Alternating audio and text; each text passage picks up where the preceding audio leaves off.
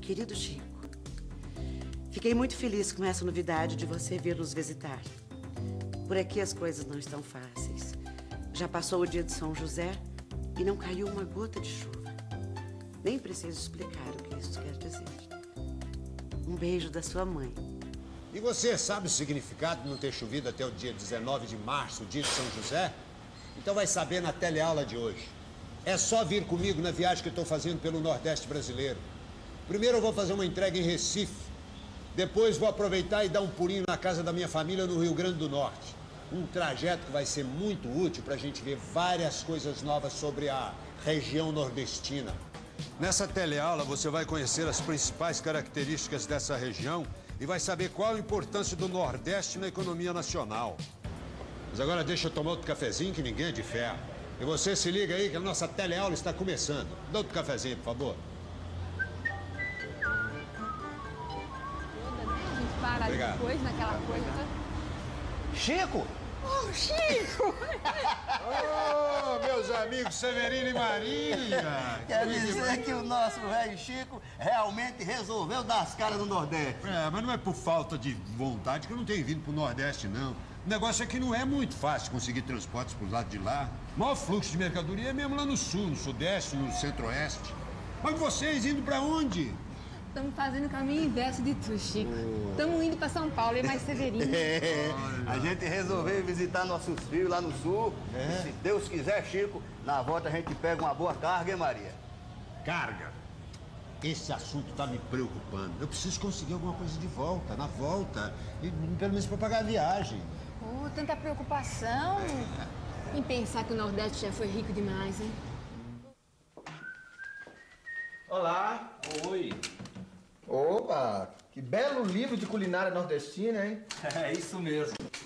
Aliás, tu não sabe, homem.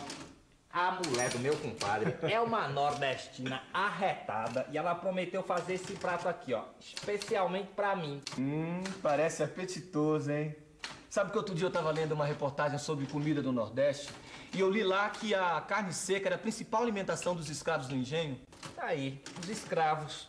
Olha, pensando bem, a carne seca e a carne de sol são duas carnes curtidas no sal, né? E são típicas do Nordeste. Aliás, a pecuária, quando começou no Nordeste, lá no século XVI, servia para fornecer animais para o trabalho e carne para os engenhos de açúcar. É, a matéria que eu li explicava isso mesmo, viu? É incrível como o Nordeste já foi rico, né? Você sabe que eu não consigo entender direito como é que aconteceu essa decadência econômica do Nordeste. Que tal usar os selos para entender isso direitinho? É o seguinte, depois de uma fase áurea no século XVII, a cana-de-açúcar entrou em decadência por causa da ascensão da produção nas Antilhas. E isso fez com que o Nordeste entrasse numa longa crise, perdendo aos poucos o seu poder econômico e político. No século XVIII, por exemplo, com a ascensão da mineração no Centro-Sul, o eixo político e econômico do país se deslocou para lá, e a capital do país, que era em Salvador, mudou para o Rio de Janeiro. Mas esse foi apenas o início dessa decadência econômica, que cada vez foi mais acentuada. Nos anos 50, quando as desigualdades entre o Sudeste e o Nordeste já eram bem grandes, foi criada a SUDENE, a Superintendência para o Desenvolvimento do Nordeste, com o objetivo de incentivar a industrialização na região. Mas o que resultou mesmo foi uma indústria complementar à do Centro-Sul. Tentei de tudo. Falei com todo mundo na rua, mas ninguém conhece esse tal de Sebastião aqui. Ué, não tô entendendo, hein?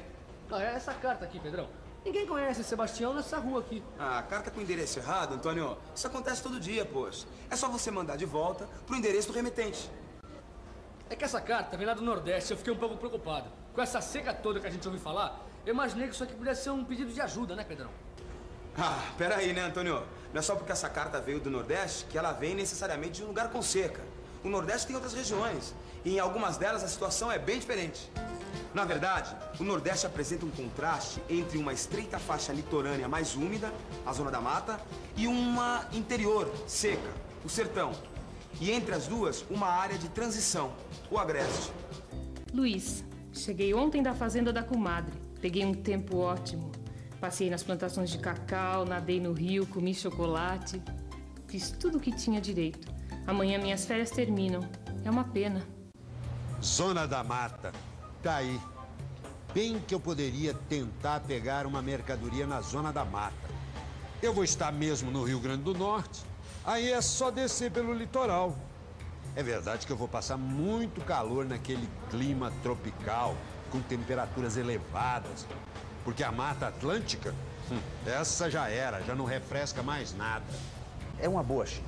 Você pode tentar alguma coisa aqui no Recôncavo Baiano, perto de Salvador. Por causa da extração do petróleo, tem muita indústria nessa região. Ou então pode tentar alguma mercadoria no sul da Bahia, nas fazendas de cacau. Isto! Tem ainda a zona açucareira, Chico, com muitas fazendas de cana. Talvez seja uma boa opção voltar pela Zona da Mata, sim. Jeitei me informando mais sobre as ofertas de cargas.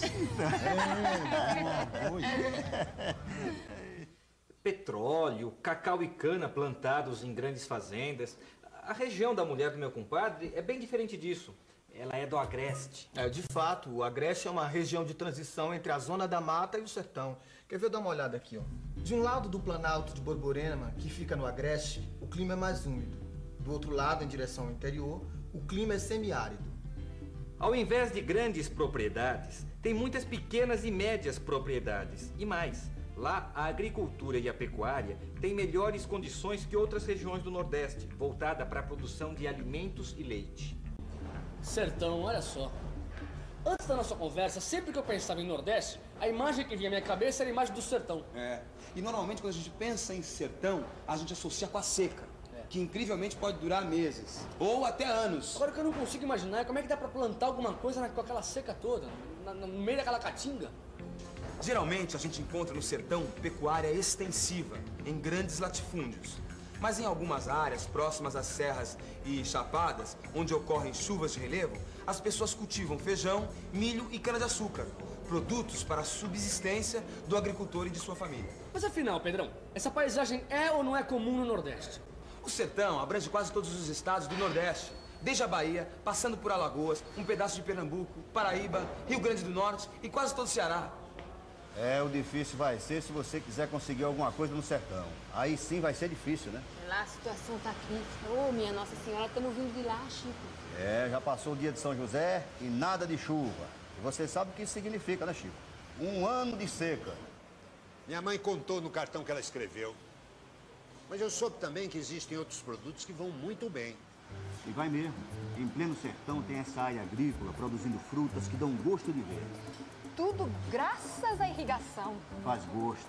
E tem também as culturas de vazantes, que são plantações que aproveitam a umidade dos rios durante os períodos de seca. Pelo que eu sei, esse tipo de cultura existe desde os tempos dos colonizadores. Olha, aqui está a pista para a gente conhecer a quarta região do Nordeste, o Meio Norte. Localizado entre a Amazônia e o sertão, o Meio Norte é uma área de transição. De um lado, próximo ao sertão, é muito seco. E do outro, próximo à Amazônia, tem muita umidade. Um dos destaques da economia do Meio Norte, que é baseada em atividades primárias, é a extração do babaçu e a agricultura de arroz nos vales do Maranhão. Caso você não saiba, o babaçu é utilizado como matéria-prima na produção de óleos e sabonete. Tá vendo só? A região Nordeste pode ser dividida em regiões menores ou sub-regiões, e cada uma delas com características bem definidas e bem diferentes umas das outras. Será que pelo menos carne seca tem em todo o Nordeste? Também não é assim, né, Maurício? Além da carne seca, existem outras características que são comuns ao Nordeste e que identificam ele como uma região problema, né? O baixo nível de renda, a alta taxa de mortalidade e mortalidade infantil, os baixos índices de escolaridade. Você está esquecendo de falar dos coronéis. Apesar de ser um grupo pequeno, eles têm uma influência muito grande na situação política e econômica do Nordeste. O coronelismo é outro grande problema que a gente vem enfrentando, Chico. Como você sabe, a água é fundamental no sertão. E quem acaba controlando a água? Quem é? São os coronéis. Eu já tô sabendo. Minha avó falava nos coronéis. Pois é, e isso continua até hoje. Todo o dinheiro para as obras contra a seca vai para os coronéis. E aí, só na terra deles que são construídos poços artesianos, nos projetos de irrigação e os açudes. Um velho problema. De um lado tem os grandes proprietários de terras com máquinas e tecnologia para realizar os projetos de irrigação e manter a produção. E do outro, os pequenos produtores rurais, que baseiam seu trabalho na economia de subsistência e nos trabalhos nas grandes fazendas. E esses sim sofrem com a seca, viu, Chico? Ô, Severino, nós estamos nessa conversa toda e esquecemos de falar pro Chico da cebola, Chico. Cebola? Que história é essa de cebola? Ah, os novos projetos de irrigação. Imagina que em pleno Vale do Rio São Francisco estão plantando produtos típicos de outras regiões. Uva, cebola, mamão, cada plantação que é uma beleza. Isso está sendo possível por causa dos grandes investimentos com irrigação. Estão aproveitando as águas do Rio São Francisco, Chico. Isso é que eu chamo de uma boa notícia. Pois é, estão sendo feitos grandes investimentos com irrigação, Chico, utilizando as águas do Rio São Francisco. Eu sabia, eu sempre acreditei no potencial do Nordeste. Eu tenho certeza que com uma melhor distribuição de terras, de renda e com incentivos aos pequenos proprietários e aos trabalhadores, o Nordeste pode ter um novo impulso econômico. Ah, meu Deus, eu rezo todo dia para que a desigualdade no Brasil acabe. É isso aí, gente. O papo tá bom, mas eu tenho que ir. Já tá tarde, eu ainda tenho muito que viajar. Eu já tô indo, mas você fica com a revisão.